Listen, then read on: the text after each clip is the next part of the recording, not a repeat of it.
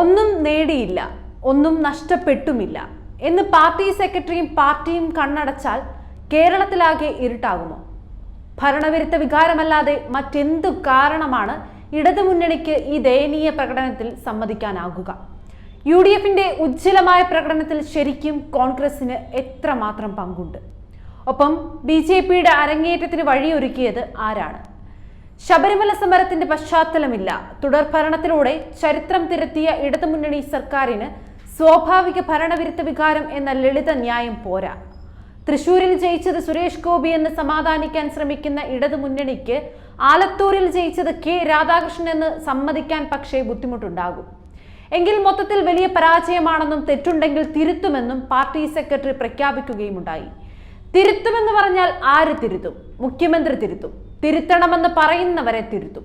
തിരുത്തണമെന്ന് ഇനി പറയാൻ സാധ്യതയുള്ളവരെയും എപ്പോഴേ തിരുത്തിയിട്ടുണ്ട് മുഖ്യമന്ത്രി പിണറായി വിജയൻ. വിമർശനങ്ങളോട് രാജ്യത്ത് നടക്കുന്ന അസഹിഷ്ണുതകളെക്കുറിച്ച് പ്രബന്ധങ്ങൾ അവതരിപ്പിച്ചു കഴിഞ്ഞാൽ കേരളത്തിലെ അസഹിഷ്ണുവായ ഭരണാധികാരിയെക്കുറിച്ച് പ്രകീർത്തനങ്ങൾ തുടങ്ങാം. പിണറായിയെ പുകഴ്ത്തുകയല്ലാതെ ചെറുതായി ഒരു ചൂണ്ടുവിരലെങ്കിലും തനിക്കു നേരെ വന്നാൽ വെച്ച് പൊറപ്പിക്കില്ല എന്ന് പിണറായി വിജയൻ താക്കീത് നൽകുന്നത് പാർട്ടിക്ക് പുറത്തുള്ളവർക്ക് മാത്രമല്ല, പാർട്ടിക്ക് കൂടിയാണ്.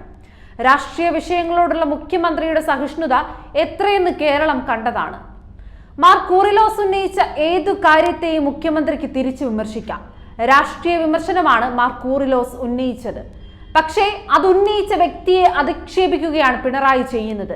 വിമർശനവും അധിക്ഷേപവും തമ്മിലുള്ള വ്യത്യാസം തിരിച്ചറിയാത്ത ആളൊന്നുമല്ല പിണറായി. എന്തുകൊണ്ട് നരേന്ദ്രമോദിക്കെതിരെ സംസാരിക്കുന്നില്ല എന്ന് ശക്തമായ ചോദ്യങ്ങൾ ഉയരാറുണ്ട്. നരേന്ദ്രമോദിയല്ല, മോദിയുടെ രാഷ്ട്രീയത്തെയാണ് വിമർശിക്കേണ്ടത് എന്നാണ് പിണറായി നിരത്താറുള്ള പ്രതിരോധം. പക്ഷേ രാഹുൽ ഗാന്ധിയുടെ കാര്യത്തിലാകുമ്പോൾ ഈ മര്യാദ ബാധകവുമല്ല. വിമർശനവും കടന്ന് അധിക്ഷേപം തന്നെയാണ് രാഹുൽ ഗാന്ധിക്കെതിരെ പിണറായി ആവർത്തിച്ചത്. അതായത് രാഷ്ട്രീയ വിമർശനങ്ങളും വ്യക്തി അധിക്ഷേപവും തമ്മിലുള്ള വ്യത്യാസം പിണറായിക്ക് അറിയാം. ആരെയാണ് വിമർശിക്കേണ്ടതെന്നും ആരെയാണ് അധിക്ഷേപിക്കേണ്ടതെന്നും പിണറായിക്ക് വ്യക്തമായി അറിയാം. ഇന്ത്യ സഖ്യത്തിന്റെ ഭാഗമായ പിണറായി രാഹുൽ ഗാന്ധിയെ അധിക്ഷേപിക്കുക തന്നെയാണ് ചെയ്തത്. ഇടത് ആഭിമുഖ്യം പുലർത്തുന്ന മാർ കൂറിലോസിന്റെ രാഷ്ട്രീയ വിമർശനത്തിനും വ്യക്തി അധിക്ഷേപമായിരുന്നു മറുപടി. രാഷ്ട്രീയ വിമർശനങ്ങൾ ഉന്നയിക്കുന്നവരെ തെരഞ്ഞു പിടിച്ച് വ്യക്തിപരമായി അധിക്ഷേപിക്കുന്നത് എന്തിനാണെന്ന് സാമാന്യ ബോധ്യമുള്ളവർക്ക് മനസ്സിലാവും.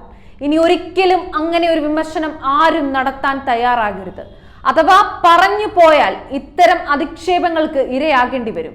വിമർശിക്കുന്നവരെ പീഡിപ്പിച്ച് നിശബ്ദരാക്കുന്ന രാഷ്ട്രീയത്തെയാണ് ഇന്ത്യ ഈ തെരഞ്ഞെടുപ്പിൽ തിരുത്തിയത്. കേരളത്തിൽ തിരുത്തേണ്ടത് എന്താണെന്ന് വ്യക്തമായി കാണിച്ചു തരുകയാണ് പിണറായി വിജയൻ.